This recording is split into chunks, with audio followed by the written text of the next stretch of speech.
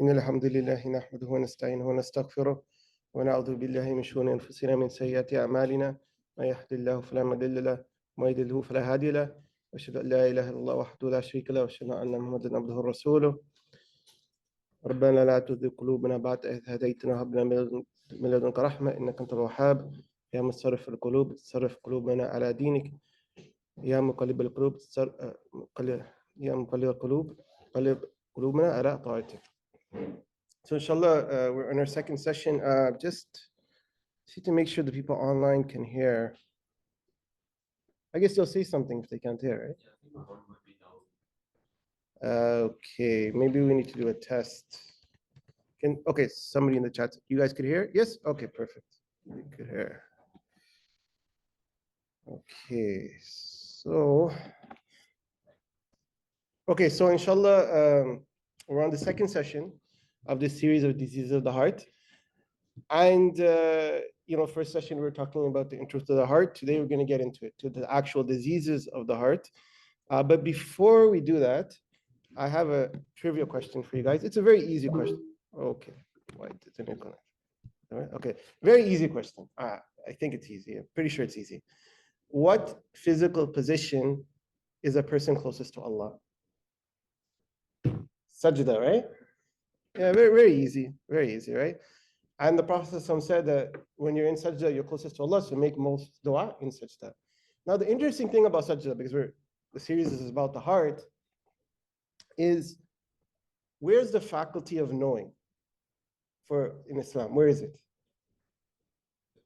In the heart, right? The aql is in the heart. It's not in the brain, this way. It's in here, as we discussed last time.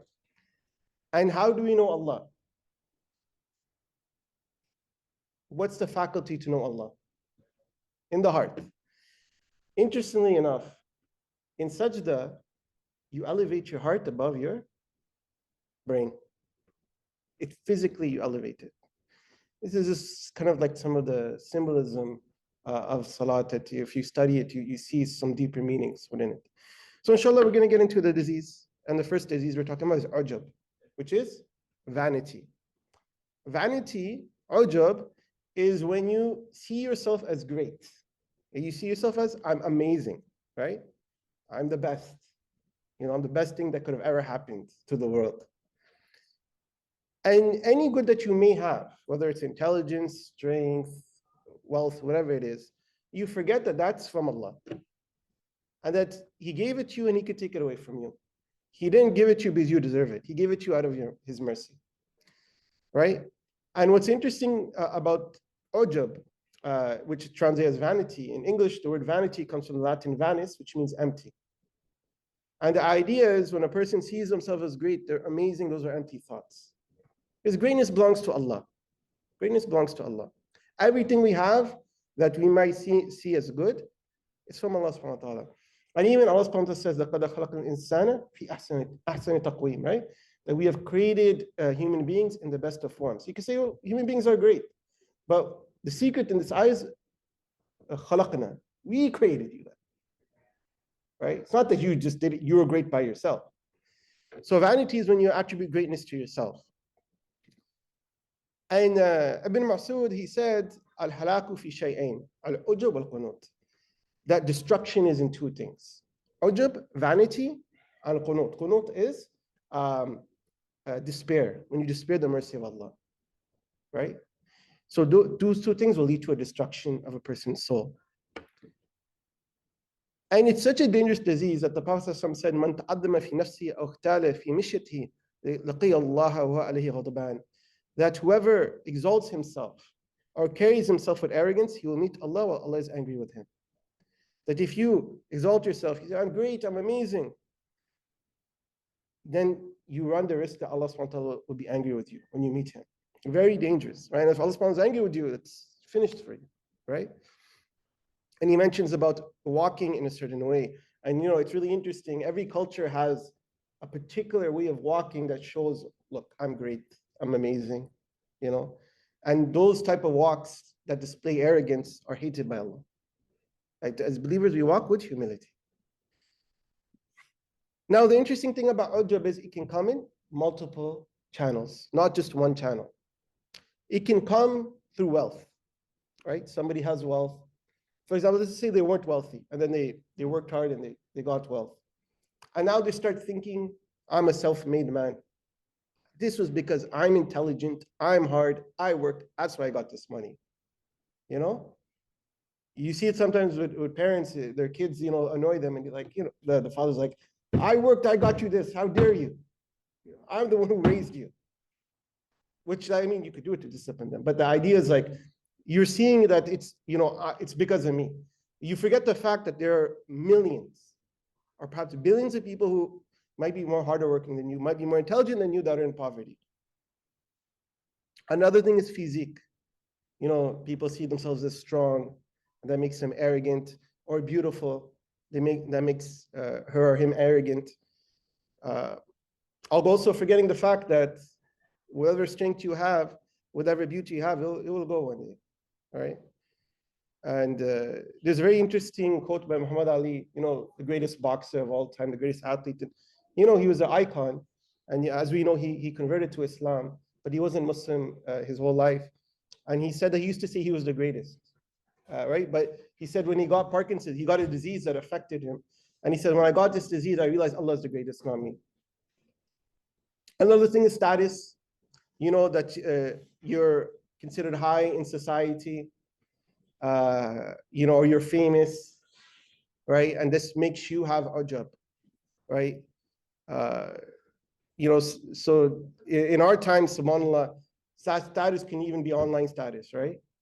Well, I have 2,000 followers on my Instagram. I'm amazing, whatever it is. Knowledge can be another means. Somebody studies, they get their bachelor's, then they get their master's, then they get their PhD, and don't ever call them by their first name anymore. You have to call them doctor, right? Because, but it is an interesting thing about the knowledge when you study. It's just like a quote. It's not like but I think it holds true that they say, when I got my bachelor's, I thought I knew everything. When I got my master's, then I realized I knew nothing. When I got my PhD, I realized nobody knows anything, right? The more you learn, the more it should actually humble you, but it doesn't happen all the time. But the scary thing is about knowledge is even religious knowledge, if you don't check yourself, you can get ujab. So you go study, with some shayukh, you study for a few years or whatever, and, maybe you go to some prestigious university, Al-Azhar in Medina, and now I'm sheikh, right? Don't, you call your brother first, why do you call me brother? Call me sheikh, right? It actually happened to me once. I was talking to a sheikh, and I said, brother, and he said, call me imam. I said, okay, I'll call you imam, if you want. But just to tell you guys something about this, that doesn't mean that you go disrespect people, right? As students, you do have to show etiquette. Whether it's to your regular teachers in university, you say professor, and somebody's teaching you knowledge, you do show them etiquette. But the point is, if that person is expecting to be elevated, then that's a problem. And then even worship, doing good deeds. You could be worshiping a lot. You could be doing good deeds. And let's just say you're in an environment, maybe your family, like you get up for tahajjud every day and your family's just sleeping, don't even get up for fajr. Or you're giving sadaqah everywhere, you're volunteering, you're helping the MSA, and your deadbeat brother or sister, they don't do anything. So you're thinking, oh, I'm so pious, right? So it's very scary because seemingly good acts can be a means of you getting ujab. So you always have to check your intention. So now, and this is how we're going to kind of format this session. I'm going to talk about a disease, define it, and then talk about its symptoms, and then talk about treatments. That's how it's going to be throughout the series. So amongst the signs that you are affected with ujab is that you forget that all blessings are from Allah. That greatness doesn't come just because you're great. It's because Allah subhanahu wa ta'ala has had mercy on you. And in our time, and I'll be mentioning social media quite a bit because it's relevant for our time. And that's one of the reasons I recommended that book, Spiritual Medicine, because they talk about social media quite a bit. You spend a lot of time on social media to promote yourself for the sake of promoting yourself. You get it? You're not doing it for a higher cause, or you want to get people to do good work, or whatever it is. You're trying to raise awareness of social issues. You just want to show people, hey, I'm amazing. And there's nothing wrong with having social media and you're connecting with your family and friends. But here it's like you want to tell the world, look at me, everybody look at me, And we'll discuss this, but you see a lot of social media, even kind of the names, right? Like YouTube, Facebook. Facebook is probably old now, I don't know. But it's very like nafsi, And another thing is you feel entitled to blessings. I deserve this. I deserve this wealth. I deserve praise because I'm amazing. Right? And the Quran says that when Allah subhanahu wa ta'ala, when insan tastes rahmatan minna, the mercy from us, min ba'ti darra'a, after harm has been brought to them, they say, hadha li, I deserve this. I deserve being rich. I deserve being, praised. I deserve this. I'm the best thing that could have happened. And this is dangerous. And it can get to a point. But the Quran mentions in Surah Al-Kahf, it mentions it in this ayah as well, where there are people who they don't spend any effort obeying Allah. They will disobey Allah in everything. They'll deny, I don't know if Allah exists. I don't know if Akhirah exists. But if it exists, I'm guaranteed Jannah. There's people like that. They'll do everything. They don't know if the afterlife exists. They don't make an effort to find out the truth, but they think, okay, if there is a heaven and hell, I'm guaranteed heaven. This is how much ujub can get.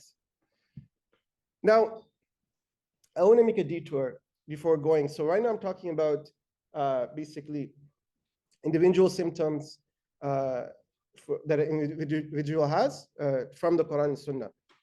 But I think it's relevant to kind of make a detour because we're living in a time where I personally believe, and this part of the lecture, you guys don't have to agree everything, we can discuss it. I'm going to be taking it from some cultural critiques of modern society. That I personally believe that the current climate we're in, the current culture we're in, is a culture of vanity. The current culture we live in promotes ujab. It promotes vanity. It says, you're the best thing. And just to be clear, there's a difference between having good self-esteem, which again is, as a Muslim, is always connected back to Allah subhanahu wa ta'ala. We don't hate ourselves because everything we get is a mercy from Allah. So we love the fact that He's given us an intellect, He's given us, all these gifts. But again, it's when you forget Allah subhanahu wa ta'ala. So they have a culture now where, everything is about praising the self, the nafs. And the Quran says, أَفَرَأَيْتَ مَنِ اتَّخَذَ إِلَهَهُ هَوَاهُ, that have you seen the one who has taken as his God his own desires? And I believe that this is kind of the times we're living in, right? The big shirk of our time is people are worshiping their own desires, right? And they left religion, they left worshiping Allah, they left worshiping God in the name of freedom. We don't want to be bogged down by religion and rules. I want to be free. But the reality is every single human being, even the atheist, is worshiping something, right? Even the atheists are either worshiping their intellect, they're worshiping some other philosopher, or in many cases, they're worshiping their desires. So everybody's worshiping something. And that's why as believers, we understand, you want to be liberated from worshiping the creation of Allah, then be a slave to Allah. Be a slave to the Creator. If you're not a slave to the Creator, you're going to be a slave to something. Guaranteed. There's no way around it. So on this topic, and again, now I'm going to go into some kind of cultural critiques. This is just based on some work that I read. You can agree, you don't have to agree. Have you guys, anybody read the book, The Narcissism Epidemic? It's a very interesting book. It's a bit dated. It was published in 2009, but it's a very interesting book. So in that book, they basically say in American culture, and American culture can be, they're focusing on American culture, but they give the analogy of a disease, of a virus, that narcissism spread in American culture since the 70s. There was a greater focus on self praise, and you're seeing yourself as great in American culture. And you know, like a virus, you have a host. So America, you know, created this culture, and then you have a means of sending that virus, which is internet, TV, whatever. And then you have the new host, which is the rest of the world, right? America exports a lot of things to the world, and its culture is one of the things. So they're basically saying that starting in the 1970s, there was a stronger focus on the individual. There was less focus on your social responsibilities, right? Less focus on seeing yourself as part of this interconnected network of you're a son, you're a husband, you're a father, you're a brother, you're a friend, you're a neighbor. More on me, me, me. They're saying this starts in the 70s. I personally, if you were to ask me, and again, I'm not an expert on American history, but I think it really starts, the more they went away from religion, the more these things started to happen. So what's interesting is, so they're saying that, and another thing to understand is, because these are not Muslims who wrote this book, right? And they're not talking from a religious perspective. So they're talking about the rise of narcissism, not from an Islamic perspective, but from an actual psychological perspective. So the bar is actually, Islam's more strict, right? Like in terms of, you have certain symptoms, you can have ujab. Now, narcissism is an actual psychological disorder. And what's interesting about this is, so this book was published originally in 2009, and they said it's too early to tell. But the event of MySpace, who knows about MySpace? Yeah, it shows how old I am. You know? It was like one of the early social media things. Facebook and YouTube in 2005, 2006. This is when social media starts to get, pick up. May prove to be the second inflection point of the growth of the narcissism epidemic. They're saying the 70s was one time, and now it's going to happen again because of social media. And interestingly, there's been stats on this. Again, these stats are also old, 2016. So we're looking at 8 years. It's probably risen since then. But almost half the world's population, 3.6 billion people, had social media. That could be a good thing, bad thing, whatever. 1.4 billion published their details of their lives on Facebook, 20% of the world's population. Now, again, you could publish your lives to share with your friends or whatever. By itself, is this something wrong? Perhaps no, right? It's the underlying reason why.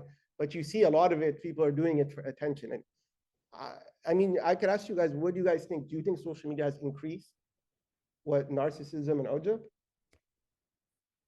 Yeah, yeah. I mean, that's what it seems like it. And it seems like it. So they're talking about Facebook. I don't think Facebook is like for old people. You guys don't use it, eh? That's the only social media thing I created and the only thing I will ever create. And I only did it because I had to.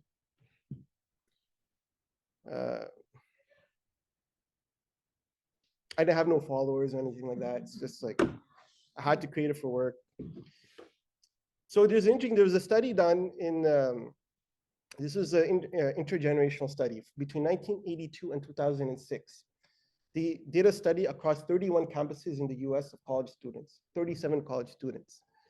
And they studied, do these people have narcissistic traits? They're, in psychological, they have certain traits that if you check these are traits of a narcissist. And if you have all of them, then you could have narcissistic personality disorder. So somebody can have a narcissistic trait, but not have the disorder. Like it's not a medical thing, but they have certain traits. And if you see the charts, there was an exponential increase in college students having narcissistic traits over the years. Exponential increase. To the point where in 2006, one out of every 4 college students agreed with the majority of items on a standard measure of narcissistic traits. So they had many narcissistic traits, not just one. So it's very interesting when you think about this from a cultural phenomenon. And although, again, these are just from non-Muslim psychologists and researchers. I personally find the book very interesting. The Narcissism Epidemic. It's an old, like relatively old, 2009. But there's some interesting things about it that I thought I'd share. Because you could talk about individual symptoms, but then you also have to look at the society and how it could be conducive to diseases of the heart. Just how a society, in an ideal society, it should be conducive to spiritual development. Now, we're definitely not living in that time. So, ujub, if it's not treated, then it can lead to the next disease, which is very, very deadly, which is the disease of kibr, which is arrogance. And how deadly is kibr? The Prophet said, لا يدخل الجنة من كان في قلبه مثقال ذرة من كبر. That the person will not enter paradise who has a dharra is the most smallest particle you can think of. Smallest particle of arrogance, they will not enter paradise. That's very scary. If you look into the Quran, you look into the Hadith, there's 2 occasions where it's stated that a person won't enter paradise, unequivocally. One is if they die upon shirk. If they die upon shirk, they will not enter paradise. The other is if you have an Adam's weight of arrogance. So it's such a deadly disease. And somebody asked us, I like wearing nice clothes. Is that kibr? And the Prophet said, Inna Allah jamilun yuhibbul jamal. Allah subhanahu wa ta'ala is beautiful and He loves beauty. He says, kibr is BarakAllahu wa ghamtun nas, is to reject the truth and to look down upon people. Now, how does this work? I was talking about its connection to ujub. So you see yourself as great. I'm amazing. I'm amazing. But initially, you might not be looking down upon people. You're just, what's that that Disney cartoon or that witch is like looking into the mirror and saying who's the most. Snow White, eh? Yeah. You're just like looking to the mirror and say who's the best. In our times of social media, right? You're looking and I'm the greatest. So you're just looking at yourself and you're saying you're amazing.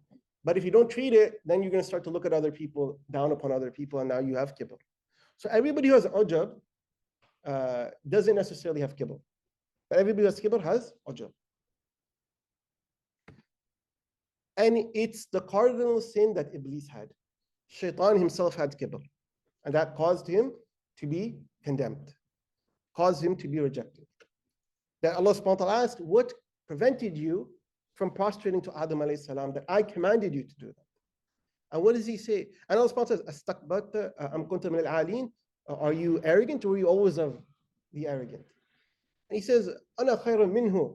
I'm better than him. خلقتني من نار وخلقته من طين. You created me from fire, you created him from clay. Why should I prostrate to him? Now, that wasn't the question. Allah subhanahu wa ta'ala didn't say, prostrate to him if he's better than you. He said, prostrate to him as I told you to prostrate to him. Shaitan didn't accept that fact. It wasn't, Allah subhanahu wa ta'ala didn't make an, he said, just prostrate to him. Because Allah commanded it, you do it. So Shaitan rejected it. He rejected Allah's command. He BarakAllahu wa ghamtun nas, and he looked down upon Adam alayhi salam. He said, I'm better.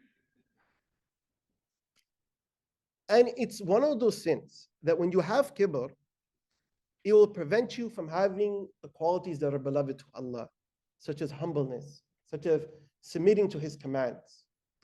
And it can cause the other diseases of the heart, such as envy. When you envy somebody because you're thinking, why did that person get that blessing? They don't deserve it. So you're already thinking you're better than them because that's why you're envying them, right?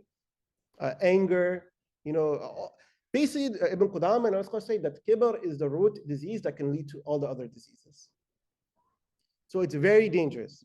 And it comes in the Quran that إِنَّهُ لَا يُحِبُّ الْمُسْتَكْبِرِينَ, that Allah subhanahu wa ta'ala does not love the arrogant. So the one who has arrogance, they deprive themselves of the love of Allah. Imagine how dangerous that is, that you are deprived of the love of Allah if you have arrogance. And when Allah subhanahu wa ta'ala mentions Jahannam, hellfire, He says, فَبِئْسَ مَثْوَى الْمُتَكَبِّرِينَ, that it is an evil home for who? The arrogant. That Jahannam is for the arrogant. And Allah subhanahu wa ta'ala says, سَأَصْرِفُ عَنْ آيَاتِ الَّذِينَ يَتَكَبَّرُونَ فِي الْأَرْضِ بِغَيْرِ الْحَقِّ, that I will turn away from my signs those who are arrogant upon the earth without rights. That signs will come, but people will reject because of their arrogance. And if you look, a lot of times prophets are rejected by people who are arrogant. Right? They say, why did he become a prophet? Why did Allah choose him? I'm better. I'm from a better tribe. I'm from a better status. And why are his followers all low class? I'm going to follow a religion of low class people? And people rejected Islam because of their arrogance. So it's very dangerous. It's very, very dangerous. Now, also in a hadith al-Qudsi, so the Prophet said that Allah subhanahu wa ta'ala says, Al-kibriya'u ridai, that pride is my cloak. Allah subhanahu wa ta'ala is saying that pride is his cloak. Wal-azmatu izari, that greatness is my robe. فَمَنْ نَزَعَنِي وَاحِدًا مِنْهُمَا قَذَفْتُهُ فِي النَّارِ. Anybody who tries to compete with me in these things, I will throw them into the hellfire. Greatness belongs to Allah and Allah alone. These are attributes that we don't try to have in ourselves and say we're great, we're amazing, right? And we try to compete in this when Allah subhanahu wa ta'ala will not accept it.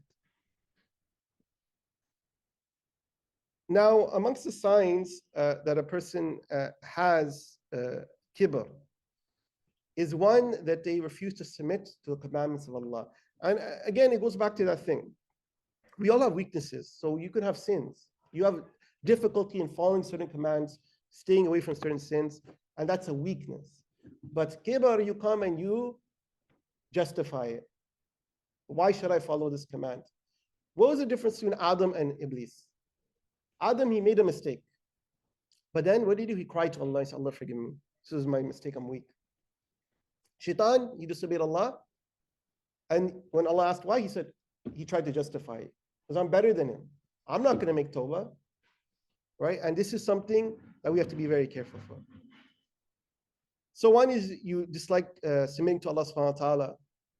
And you look down upon people. And as I mentioned, since everybody was kibr as ujab, you'll have the symptoms of ujab, of vanity. And you boast to others about how great you are. And then, as I mentioned, in certain cultures, actually every culture, there's a particular way of walking that people will do to show that they're great. And those type of walks, Allah subhanahu wa ta'ala hates it. There's some exception, like in war and stuff, but generally Allah subhanahu wa ta'ala hates it.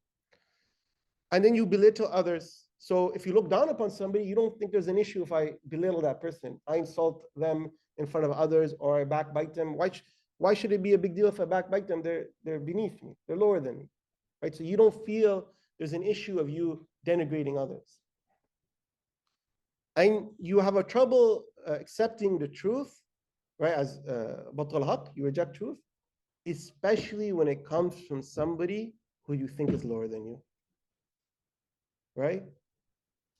You know, it's like, you know, again, going back to that Sheikh example, you know, you study for years in Al-Azhar, and then you go and you're in the mosque, and some brother comes, never studied a day in his life. They tell you something, you made a mistake somehow. And you're like, who is he to correct me? I Jaza. Who is he to? You know, again, that mindset, you're looking down upon people.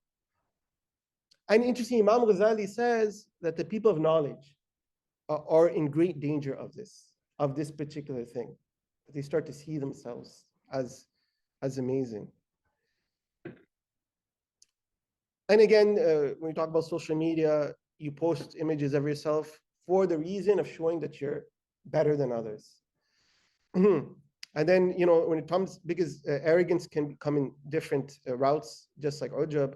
If it's because of your strength, again, you show off and, you know, your physique, or for women, your looks and these type of things.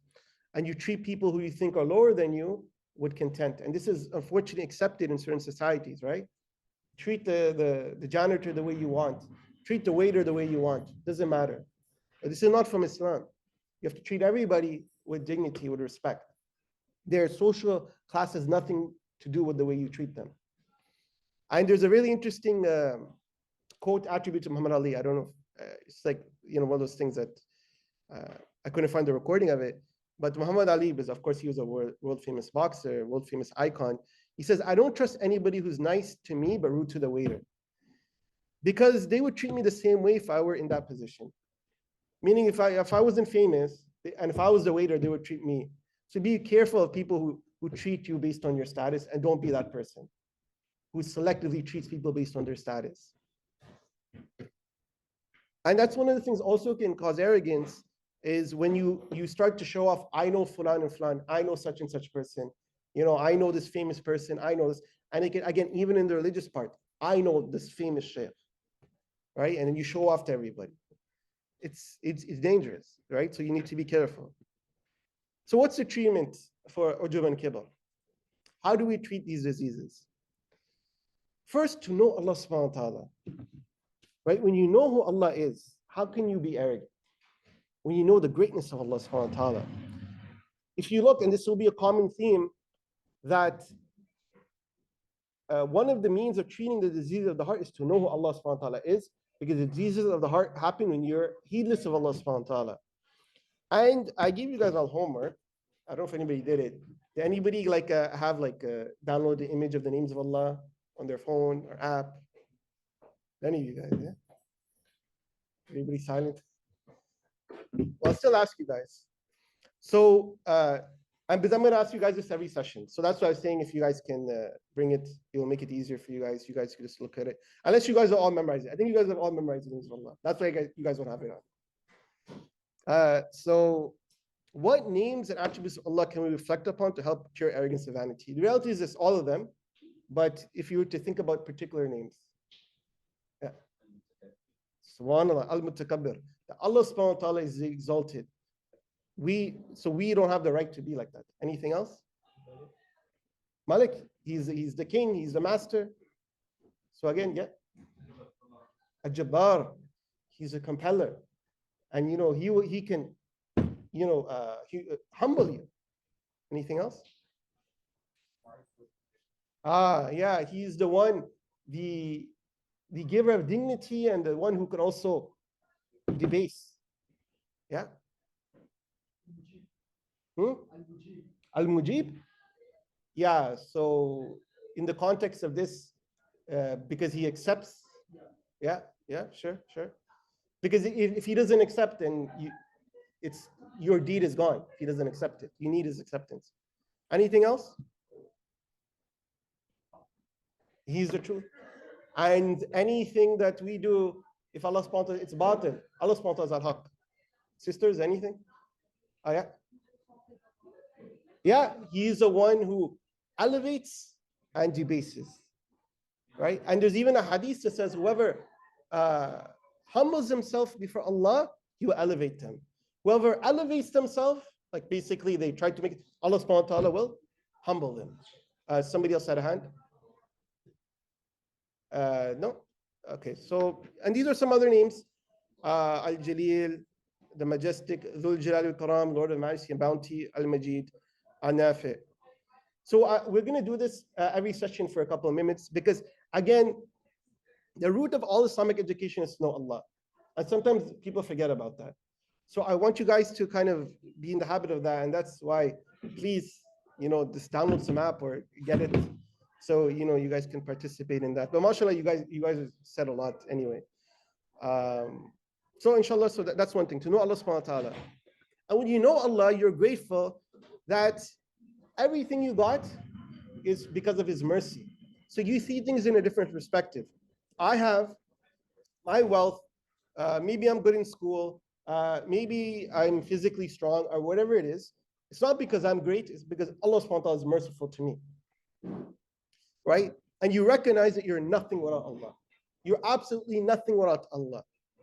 Right? As I mentioned, there are millions of people who might be more harder working than you, more intelligent than you, that don't have the wealth that you have. They're not in the position that you have. Right? If you're arrogant because of your physical strength or your beauty, you should know that there are people out there, they have diseases where they can't even move their bodies. And that could have, Allah protect, could have been any of us. It was His mercy that He gave us whatever He gave us. So to know that Allah subhanahu wa ta'ala, that He has given us everything and we're nothing without Him. So know Allah and know yourself. Know who you are. What does that mean? There was once, early Umayyad, ruler or general, that he was walking very arrogantly. And one of the pious early Muslims, Mutarrif, he said, you're walking in a way that Allah subhanahu wa ta'ala hates. Allah subhanahu wa ta'ala hates the way you walk. He says, do you know who I am? Right? Who are you to talk? He's walking like that, and this guy come and he said, you shouldn't walk like that. And he said, do you know who I am? He said, I know who you are.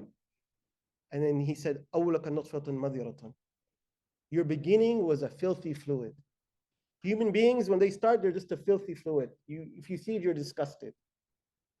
وَآخِرَ جِيفَةٌ قَذِرَةٌ. And your end will be a rotting corpse. Your end is a rotting corpse. When you die, you're just a corpse and it stinks and nobody wants to be around it. Just bury, keep it away. وَأَنْتَ فِيمَا بَيْنَ ذَلِكَ تَحْمُلُ عَذِرَةٌ. And between those two states, you carry filth inside of you. Human excrement and urine. So who are we to be arrogant? Who is insan to be arrogant? Right? I thought it was a very nice thing that he said. I wonder now if somebody tried that to one of the rulers, now what would happen? You know? I probably shouldn't mention names, then you guys can't post a video. Also know the best of people. So one, know Allah, know yourself, and know the best of people. The best of people are who? I'm not talking about like in the dunya perspective, who people consider are best, because they're not the best. The best are the prophets, the righteous. And when you look at the best of people, the most beloved to Allah, the best human beings to walk, they were the most humble. They were the most humble, right? The Prophet ﷺ, the most beloved to Allah, the seal of the prophets and messengers, the mercy to all of existence, the leader of humanity, the one who will intercede on the day of judgment. What did he say?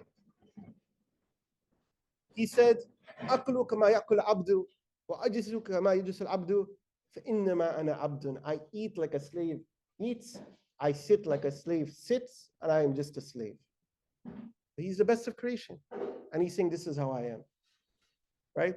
In one narration, it mentions, and there are many, the Prophet's life is full of that, right? His humility. Once he was sleeping, and when he slept, he would sleep on a straw mat. And the straw mat was very rough. You know, we have like very comfortable beds now, right?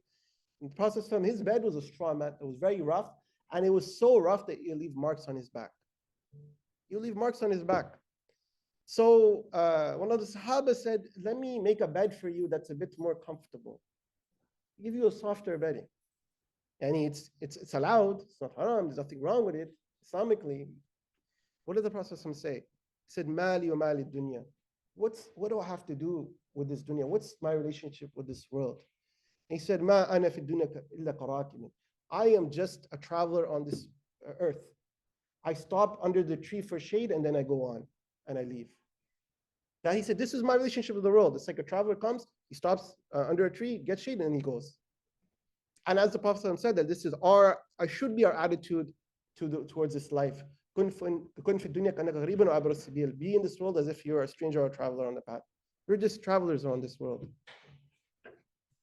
There's another example. Because the Prophet, somebody could say he was a prophet.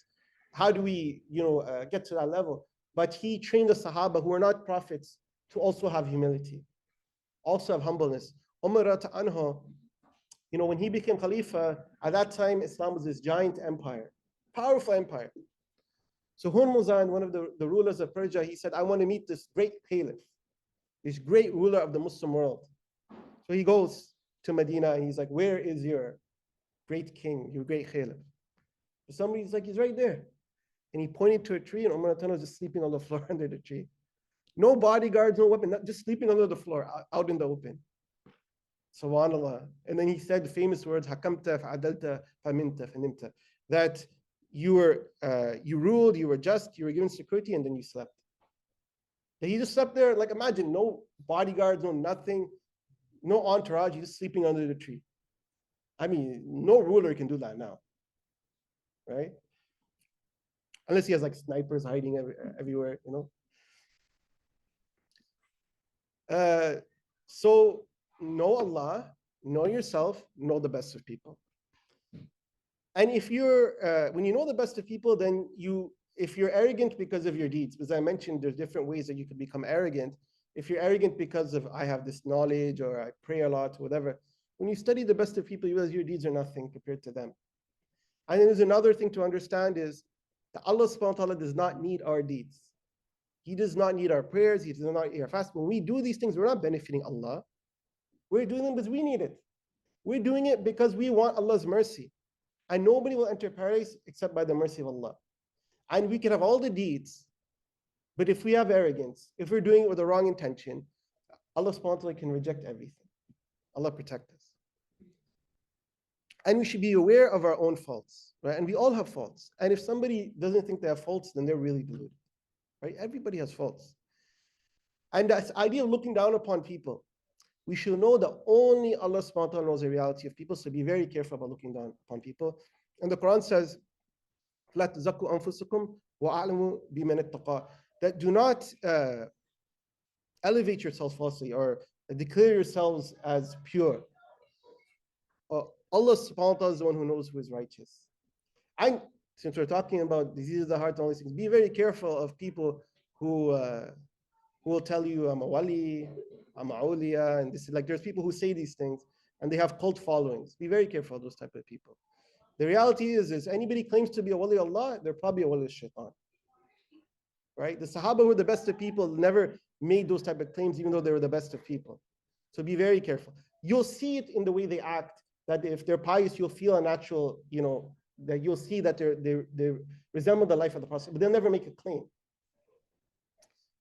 And there's two statements I wanted to mention that they're quite nice. There's a statement that's attributed to Jafar Sadiq, where he said, Allah subhanahu wa ta'ala has hidden four things in four things. So don't neglect these four things. He has hidden his acceptance of dua.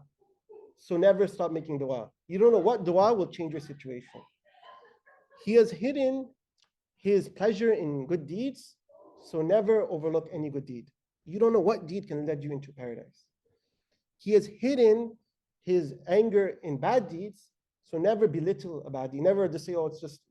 You don't know that bad deed could be the deed to lead you astray, to enter into hellfire. And he has hidden his awliya. So never look down upon anybody, right? Somebody who just, they could be a janitor and they could be a wali of Allah. They could be the most simple of persons. And so there's even a famous incident at the time of the Prophet ﷺ. There was a woman, and there's a dispute about who she was in terms of her name, and there's a debate because she was so hidden. So she used to just clean the mosque. She wasn't very known. And then she passed away.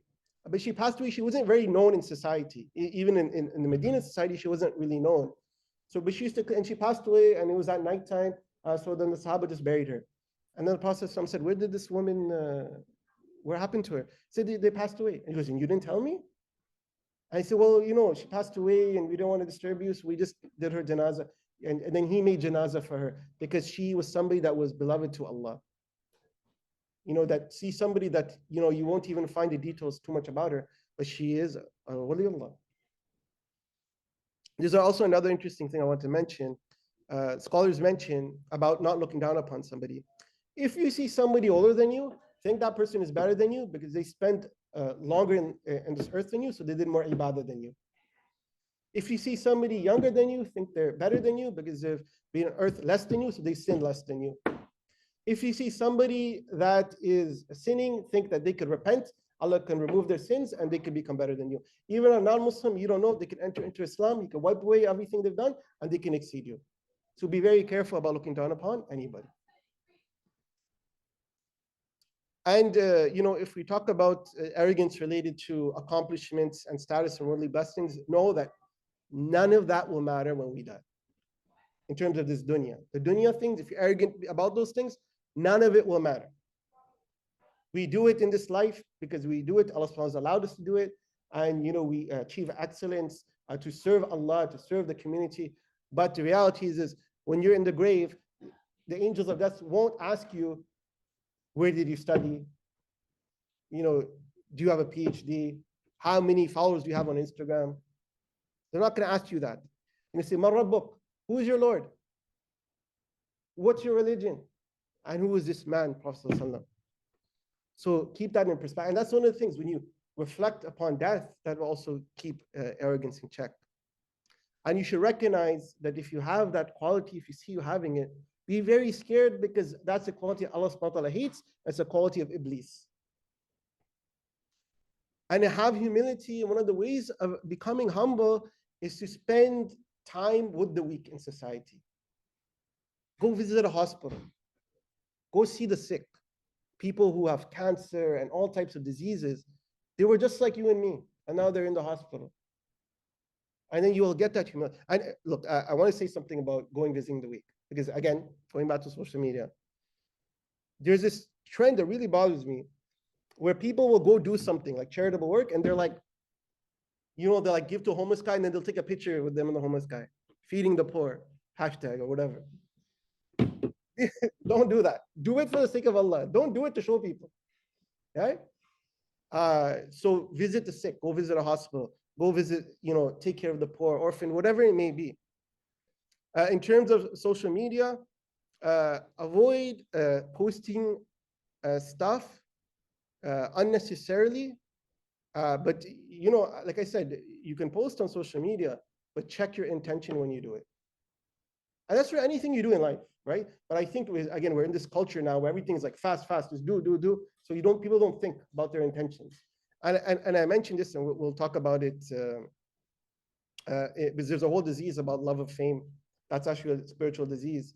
But one of the things that drives me nuts, and again, there at certain times I can understand where people go for Hajj or Umrah, they're doing tawaf, and then they're like recording. Yeah, tawaf is ibadah.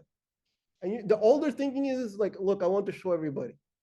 I mean, like, Allah, I don't know. And you should know that if you don't humble yourself, Allah subhanahu wa ta'ala will humble you. So this is the life where we need to humble ourselves and check our sins and our things. So we're basic. One more slide. If you want to read up further on the topic, so the book Discipline, the Path to Spiritual Growth by Ibn Qudama. It's from the book I said, Muqtasar Manhaj al-Qasidin. This is a translation of his section on disease of the heart. And he has a whole chapter on how to deal with pride, kibr, and ujab. So if you want to read up further, it's not a hard read. You could find this book and read that section. So Jazakallah khair, everybody. We're basically done. I guess for questions, we just open it, right?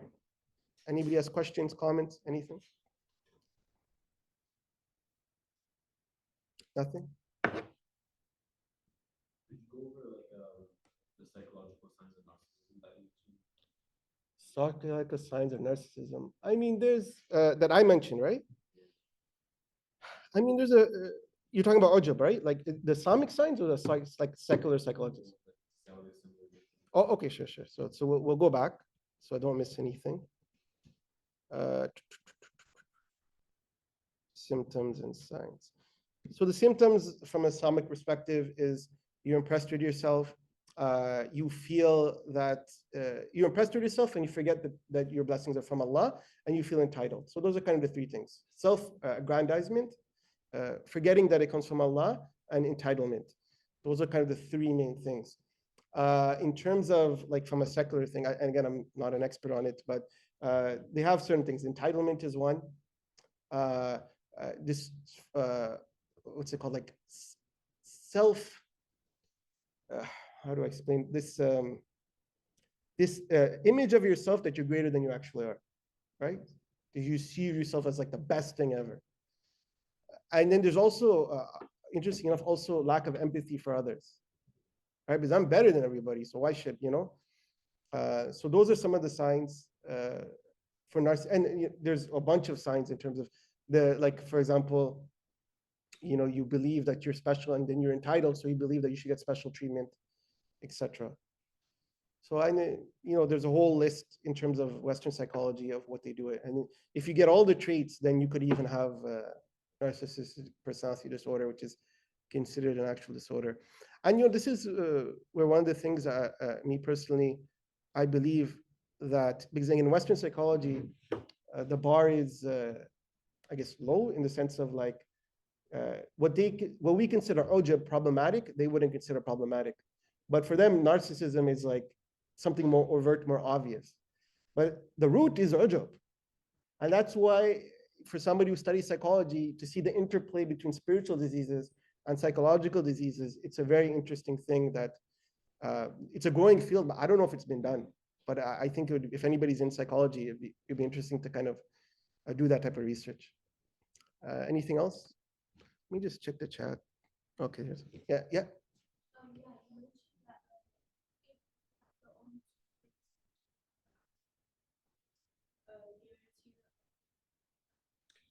not that it's a guarantee of Jahannam. So, like, because other things can cause a person to go to Jahannam, like killing, and there's other things. But what I meant was, Allah subhanahu wa ta'ala says unconditionally, somebody who dies upon shirk will never enter Jannah. Never enter Jannah. The other time where you see such a strong language is about kibr. That Prophet says that if you have an ounce of kibr, you will not enter Jannah.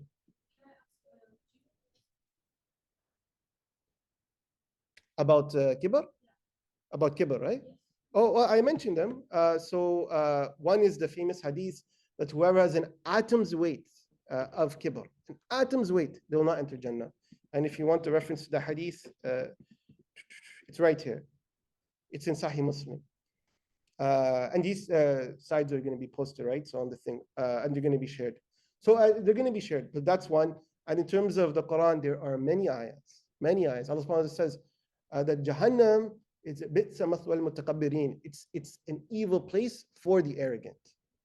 And there's one hadith, interesting enough, where paradise and Jahannam have like a debate. And Jahannam says, I have the arrogant and the powerful. And Jannah says, I have the weak and the humble. And it's a long hadith, but it's very interesting. The type of people that will get Jannah and the type of people get Jahannam. Anything else? Comments?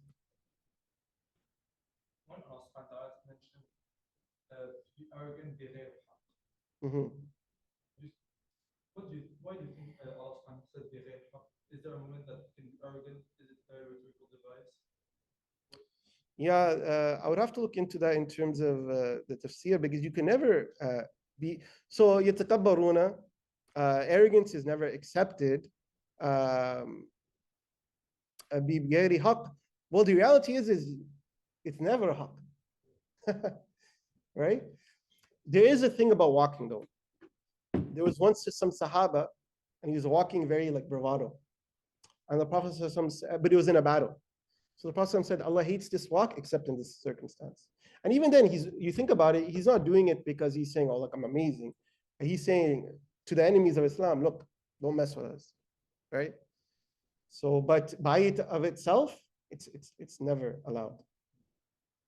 And even for example, has anybody been to Umrah or Hajj? Yeah. So for the brothers, when they go for Umrah, they have the ihram, and after a few amount of tawafs or Hajj, what do you have to do? You uncover the shoulder, right? You uncover the shoulder, right?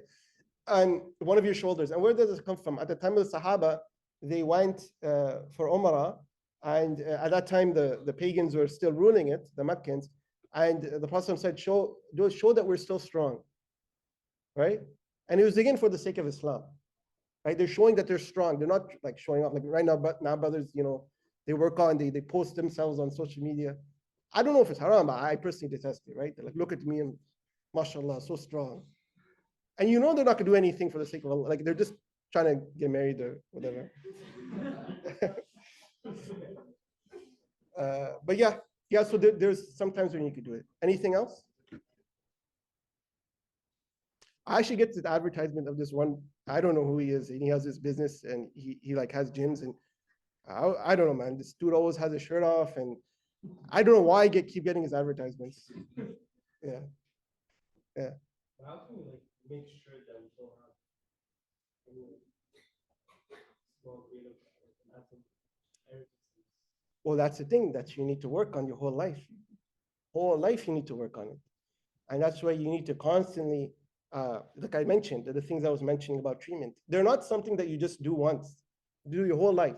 Reflect upon Allah. Reflect upon yourself. Reflect upon the Prophet ﷺ. Constantly check yourself. Constantly check yourself. I'll give you this example. This is not about kibr, but this is about checking the heart. And as we're going to see, all the diseases are like that. It's not that you don't have it and you're good. I mean, the Sahaba, who were the best of people, they used to be scared, am I a hypocrite? Right? So you're always going to have that. And you should have that, that worry. That worry is a part of Iman. If you don't have it, then it's a problem. So you need to work on it your whole life. So yeah. Is it the answer? Yeah. Brother is fine. Shit. Yeah, brother. It's okay. Yeah. And by the way, I'm not a sheikh. I'm just like studying knowledge with actual sheikhs. Yeah.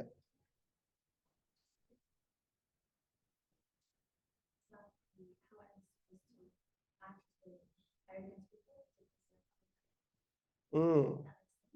Yeah. So it depends on the context. So it's very specific. There is time. So if you look at the Prophet ﷺ and the Sahaba, the default was that they were humble. Like, if somebody was arrogant with them, they would be humble to them. And if they were very like aggressive to them, they would turn away. They would just not give them the time of day. There are times though where they put them in their place. So there are times where you're allowed to do that. So it's very specific to the context. The general rule is to be humble. General rule is to, but in Islam, we don't have to be doormats, right? We don't have to let people abuse us. We're allowed to stand up for dignity. There's a famous quote by Malcolm X where he said, Islam says that we have to be peaceful and we have to respect others.